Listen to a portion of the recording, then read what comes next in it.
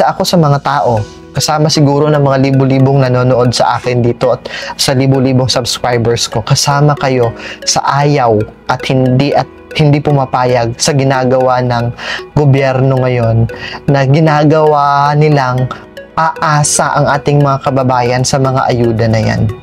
Sana po ay huwag tayong aasa sa mga ayuda na yan. Magbanat tayo ng buto, kumilos tayo. Kasi yung mga ayuda na yan may hangganan. Yung pagtulong na yan may hangganan. Pagiging maaksaya. Isa sa mga dahilan ng bakit mahirap tayong mga Pilipino, because hindi tayo matipid. Pag nakikita maraming bigas, okay lang napapanis yung mga sinaing. Dahil hindi tayo ang nagbabayad ng kuryente, talagang on lahat ng ilaw, hindi naman lang pinapatay pagkalabas o pagkaalis. Dahil hindi tayo ang nagproblema sa bayarin sa tubig, talaga naman parang waterfalls ang tubig. Yon, very maaksaya tayo. Our resources is limited in this world. Doon na lang natin to bibigyang halaga pag wala na. Yan ang sakit nating mga Pilipino. Nararamdaman lang natin ang kahalagahan nito kung wala na o kung kakaunti na lang. Diba? At tinuro ng lola at lolo ko, bawat butil ng bigas ay wag aaksayahin. In fact, pinapalo kami at sinasabihan kami na, sige nga, gumawa ka nga ng isang butil ng bigas kung kaya mong gumawa.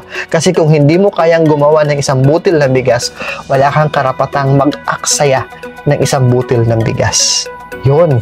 And naway maituro natin ito sa mga susunod na henerasyon.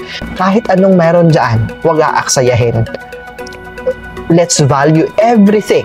Mapera man yan, madamit man yan, mapagkain man yan, mapatubig man yan, let's value. Kasi lahat yan ay mahalaga. Pagiging pabaya. Karamihan sa atin ay pabaya. Okay lang yan. Diba? Kasi marami pang pera, okay lang yan. Hindi natin nakikita na napapariwara na yung mga mahal natin sa buhay. Napupunta na sila sa masamang landas. Napapabayaan na natin na hindi nalilinisan yung aircon.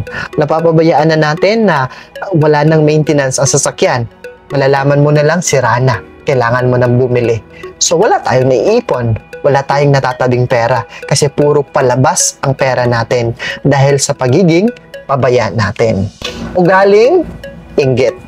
Isa ito sa mitsa kung bakit nababaon sa utang ang karamihan sa ating mga kababayan dahil sa inggit.